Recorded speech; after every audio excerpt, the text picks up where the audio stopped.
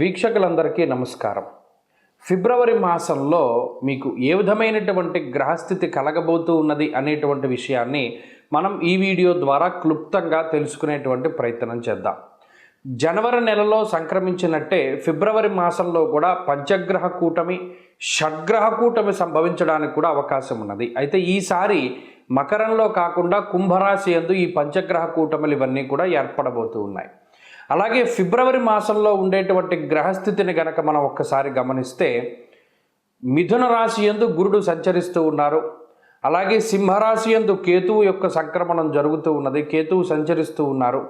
అలాగే కుంభరాశి యందు రాహు ఉన్నారు, మీనరాశి యందు శనైశ్వరుడు. ఈ 4 గ్రహాలు అలా స్థానంలో ఉన్నాయి. అయితే 13వ తారీఖు వరకు రవి యొక్క సంచారము మకర రాశి యందు ఉంటుంది.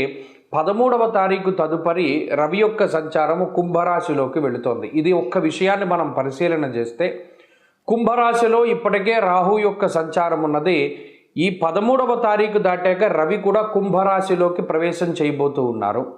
రవి రాహువులు కలిసి ఉండడం వల్ల అది పితృదోషకారకంగా మనం చెప్పుకోవచ్చును. జనరల్గా అయితే రవి రాహువు కలిసినప్పుడు సూర్యగ్రహణాదులు ఇవన్నీ ఏర్పడుతూ ఉంటాయి. అయితే ఈసారి మన భారతదేశంలో ఏ గ్రహణాలు కూడా ఇప్పుడు కనబడడం లేదు. కాబట్టి గ్రహణ సంబంధమైన విషయాలపై మనం భయపడవలసినటువంటి అవసరం లేదు. కానీ ఇక్కడ రవి రాహువులు కలిసి ఉంటే పితృదోషము వస్తుంది. ఈ 13వ తారీఖు తదుపరి ఫిబ్రవరి మాసంలో ఎవరైతే జన్మించబోతూ ఉన్నారో ఆ శిశువుల పైన ప్రభావం పడుతుంది. అందువల్ల ఎవరైనా ఫిబ్రవరి మాసంలో ఏదైనా సిజేరియన్ ముహూర్తాలు వీటి గురించి అడిగేటువంటి వాళ్ళు చాలామంది ఉంటారు. వాళ్ళకి సూచనప్రాయంగా ఒక మాట ఏమిటి అంటే 13వ తారీఖు లోపులో వీలుంటే కొంచెం పరిస్థితులు అవి సానుకూలంగా ఉంటే ఈ సిజేరియన్ అవి కూడా ముహూర్తాలు మీరు చేసుకోవచ్చును.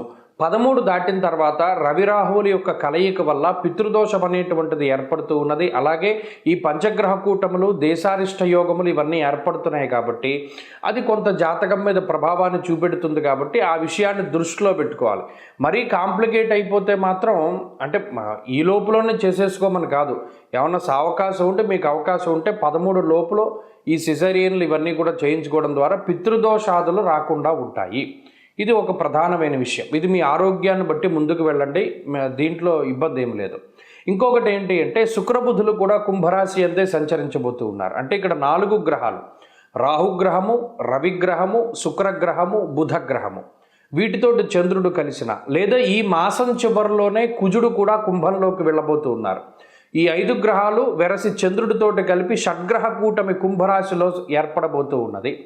కాబట్టి ఈ గ్రహస్థితి వల్ల ఈ మాసంలో అటు దేశకాలమాన పరిస్థితులు ఎక్కువగా ప్రభావితం చెందబోతూ ఉన్నాయి.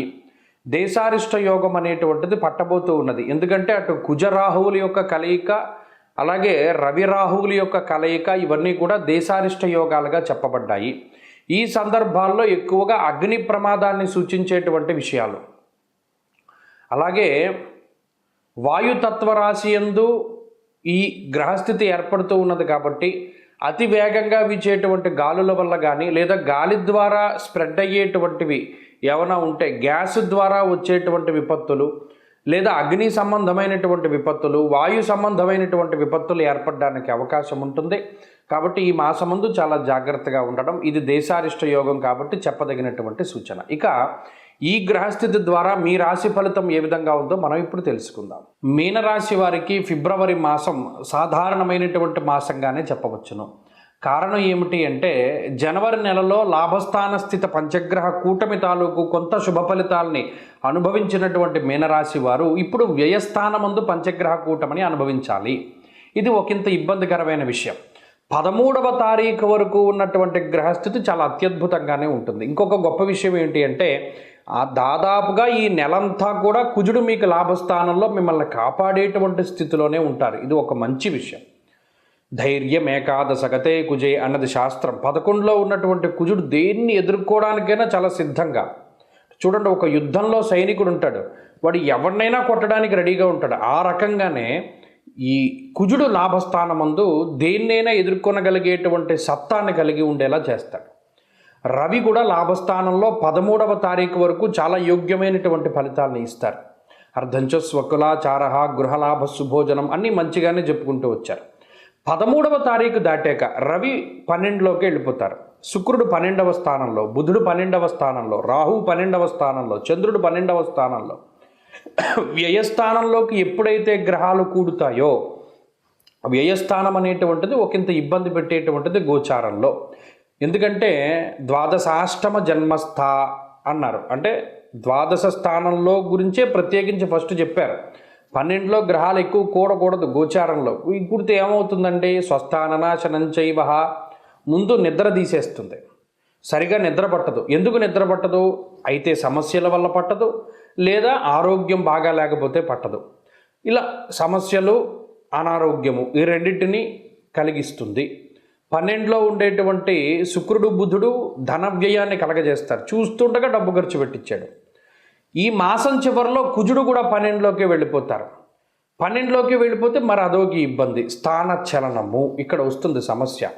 ఇప్పటి వరకు ఒకే ప్రాంతమందు ఉన్నటువంటి మీనరాశి వారికి ఆ స్థానాన్ని వదిలిపెట్టి వేరే ప్రాంతానికి వెళ్ళవలసినటువంటి పరిస్థితులు రావచ్చు.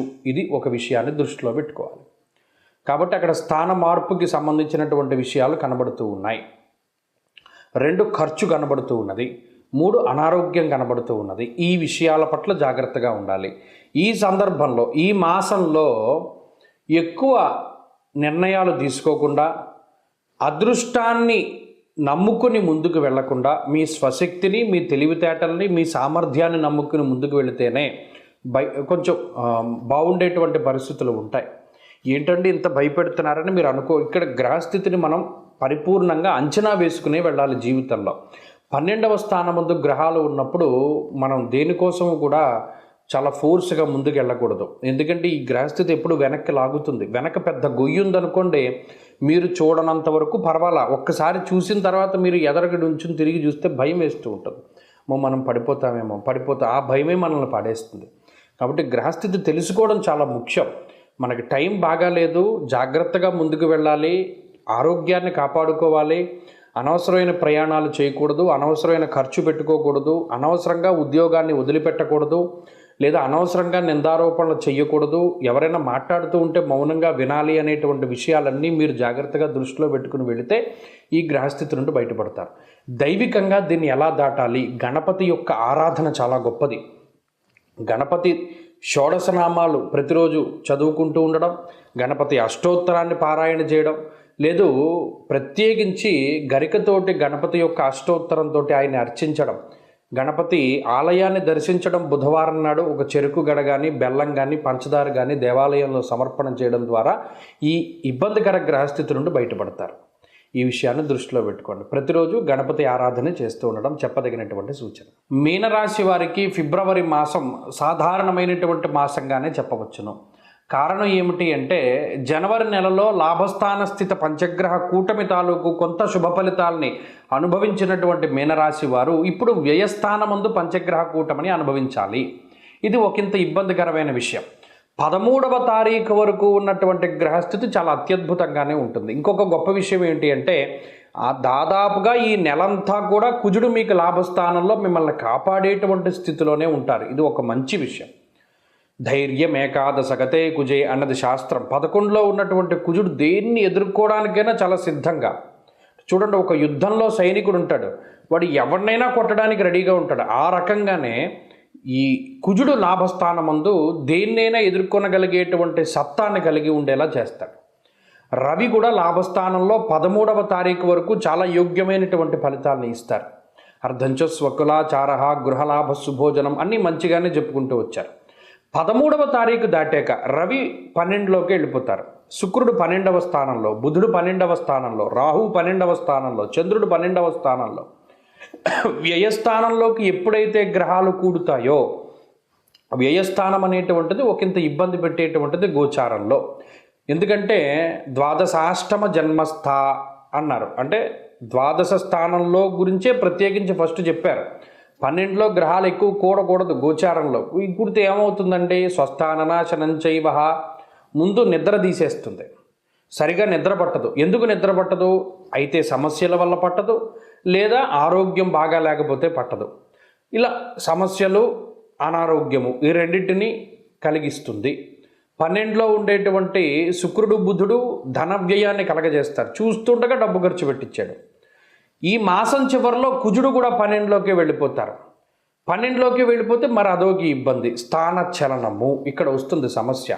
ఇప్పటి వరకు ఒకే ప్రాంతమందు ఉన్నటువంటి మీనరాశి వారికి ఆ స్థానాన్ని వదిలిపెట్టి వేరే ప్రాంతానికి వెళ్ళవలసినటువంటి పరిస్థితులు రావచ్చు. ఇది ఒక విషయాన్ని దృష్టిలో పెట్టుకోవాలి. కాబట్టి అక్కడ స్థాన మార్పుకి సంబంధించినటువంటి విషయాలు కనబడుతూ ఉన్నాయి. 2 ఖర్చు కనబడుతూ ఉన్నది, 3 అనారోగ్యం కనబడుతూ ఉన్నది. ఈ విషయాల పట్ల జాగ్రత్తగా ఉండాలి. ఈ సందర్భంలో ఈ మాసంలో ఎక్కువ నిర్ణయాలు తీసుకోకుండా, అదృష్టాన్ని నమ్ముకుని ముందుకు వెళ్లకుండా, మీ స్వశక్తిని, మీ తెలివితేటల్ని, మీ సామర్థ్యాన్ని నమ్ముకుని ముందుకు వెళితేనే కొంచెం బాగుండేటువంటి పరిస్థితులు ఉంటాయి. ఏంటంటే ఇంత భయపెడుతున్నారని మీరు ఇక్కడ గ్రహస్థితిని మనం పరిపూర్ణంగా అంచనా వేసుకునే వెళ్ళాలి జీవితంలో. 12వ స్థానమందు గ్రహాలు ఉన్నప్పుడు మనం దేనికోసం కూడా చాలా ఫోర్స్గా ముందుకు వెళ్ళకూడదు. ఎందుకంటే ఈ గ్రహస్థితి ఎప్పుడు వెనక్కి లాగుతుంది. వెనక పెద్ద గొయ్యి ఉందనుకోండి, మీరు చూడనంత వరకు పర్వాలా, ఒక్కసారి చూసిన తర్వాత మీరు ఎదరగడి ఉంచుని తిరిగి చూస్తే భయం వేస్తూ ఉంటుంది. మనం పడిపోతామేమో, ఆ భయమే మనల్ని పడేస్తుంది. కాబట్టి గ్రహస్థితి తెలుసుకోవడం చాలా ముఖ్యం. మనకి టైం బాగాలేదు, జాగ్రత్తగా ముందుకు వెళ్ళాలి, ఆరోగ్యాన్ని కాపాడుకోవాలి, అనవసరమైన ప్రయాణాలు చేయకూడదు, అనవసరమైన ఖర్చు పెట్టుకోకూడదు, అనవసరంగా ఉద్యోగాన్ని వదిలిపెట్టకూడదు, లేదా అనవసరంగా నిందారోపణలు చేయకూడదు, ఎవరైనా మాట్లాడుతూ ఉంటే మౌనంగా వినాలి అనేటువంటి విషయాలన్నీ మీరు జాగ్రత్తగా దృష్టిలో పెట్టుకుని వెళితే ఈ గ్రహస్థితి నుండి బయటపడతారు. దైవికంగా దీన్ని ఎలా దాటాలి? గణపతి యొక్క ఆరాధన చాలా గొప్పది. గణపతి షోడశనామాలు ప్రతిరోజు చదువుకుంటూ ఉండడం, గణపతి అష్టోత్తరాన్ని పారాయణ చేయడం, లేదు ప్రత్యేకించి గరికతోటి గణపతి యొక్క అష్టోత్తరంతో ఆయన్ని అర్చించడం, గణపతి ఆలయాన్ని దర్శించడం, బుధవారం నాడు ఒక చెరుకు గడ కానీ, బెల్లం కానీ, పంచదార కానీ దేవాలయంలో సమర్పణ చేయడం ద్వారా ఈ ఇబ్బందికర గ్రహస్థితి నుండి బయటపడతారు. ఈ విషయాన్ని దృష్టిలో పెట్టుకోండి. ప్రతిరోజు గణపతి ఆరాధన చేస్తూ ఉండడం చెప్పదగినటువంటి సూచన.